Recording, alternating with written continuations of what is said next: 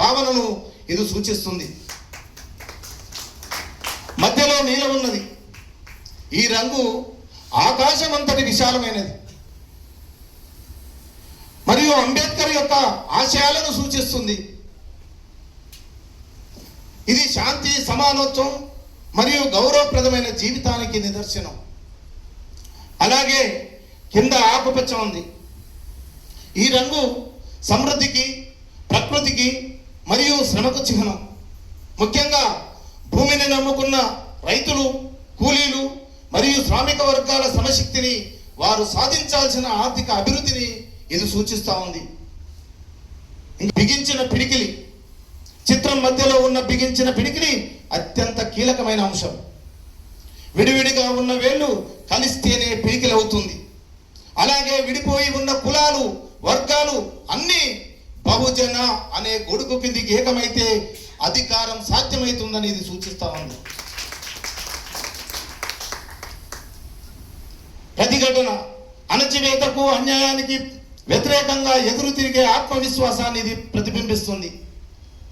రాజ్యాధికారమే మా లక్ష్యం, అణగారిన వర్గాలన్నీ చట్టసభల్లో అడుగుపెట్టాలి అనే సంకల్పాన్ని ఈ పిడికిలి చాటి చెబుతుంది. క్రింద ఉన్న అనేక చిన్న చేతులు సామాన్యులందరి మద్దతును సూచిస్తూ ఉన్నాయి. అందుకే ఓటు అనేది అంబేద్కర్ గారు మనకు ఒక వజ్రాయుధంగా ఇచ్చిండు. మరి ఓటు మనకు ఆయుధం, అధికారం మన హక్కు.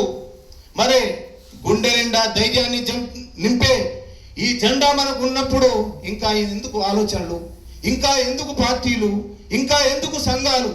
ఒకే జెండా నినాదంతో రా, కదలిరా, కలిసిరా కడవరకు అంటూ మరి ఈ జెండా యొక్క వివరణని మీకు తెలియజేసిన. అలాగే మరి మనకంటూ లక్ష్యం చేరడం కోసం ఒక ఎజెండా కూడా అవసరం. ఆ ఎజెండా కోసం ఒక 4 అంశాలను అయితే పొందుపరుచుకున్నాం. ఇంకా భవిష్యత్తులో మన అనుభవజ్ఞులు కానీ, మేధావులు కానీ చెప్పే అంశాలు కూడా రేపు లాంచింగ్ వరకల్లా తీసుకొని ఇంకొన్ని కూడా క్రోడీకరించుకోవాల్సిన అవసరం ఉన్నది. కాబట్టి మరి ఈ 4 అంశాలు ఏంటి అంటే, మొదటిగా అఖిల భారత బహుజన సేన విస్తరణ, నిర్మాణం.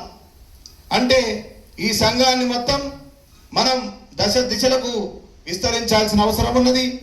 అలాగే నిర్మాణం అంటే వార్డు స్థాయిల దగ్గర నుంచి మొదలు పెడితే రాష్ట్ర స్థాయి దాకా ఒక్క పిలిపిస్తే గడగడలాడే విధంగా ఈ సమాజంలో మన బహుజనుల జోలికి వచ్చిన అఖిల భారత బహుజన సేనాని ముట్టుకున్నా దాని సంకేతం ఎంత ప్రమాదకరంగా ఉంటది, వీళ్ళని కదిలిస్తే ఎంత తీవ్రమైన చర్చ మన మీద వస్తుంది అనే విధంగా సంకేతాన్ని తీసుకుపోవాల్సిన అవసరం మన ముందుంది. అలాగే విద్యార్థులు, యువజనులు, మహిళా ఉద్యోగ హక్కుల పరిరక్షణ కోసం కూడా ఈ అఖిల భారత బహుజన సేన పనిచేస్తూ ఉంటది. దామాషా ప్రకారం అధికారం అంటే మనం మాకు ఇంత శాతం ఉన్నాం, మాకు ఈ శాతం రిజర్వేషన్లు ఇవ్వండి, మా వాటా మాకు ఇవ్వండి అని మనం అడుక్కుంటున్నాం. ఇలా అడుక్కునే దశలో ఉన్నామా మనం? ఇంతకుముందు మన వెంకటన్న చెప్పినట్టు మనం ఇస్తే తీసుకోవడానికి మైనార్టీగా ఉన్నటువంటి కులాలు వచ్చి మన ముందర అడుక్కోవాల్సిన పరిస్థితులు వదిలేసి, అంటే మీకు చిన్న సామెత చెప్తా, తుపాకీ వాని భుజాన్ని ఉందనుకుని తూటా లేకున్న తుపాకీ ఉందని భయపడుతున్నాం. మనం అంతెవరం? తూటాలం. ఆ తుపాకీకి బలం ఎక్కడిది? లోపల తూటా ఉంటేనే. మరి మనం కూడా ఒక తుపాకీ ఉండాలి. ఆ తూటాలు మనే. ఆ తుపాకీ అస్త్రంగా మన సీనాన్ని వచ్చిండు. మనందరం తూటాలుగా మ్యాగజైన్లు నిండి ఉండాలి. వీళ్ళని ముట్టుకుంటే ఆ తూట మా గుండెల పేరుతోనే భయాన్ని సృష్టించాలి.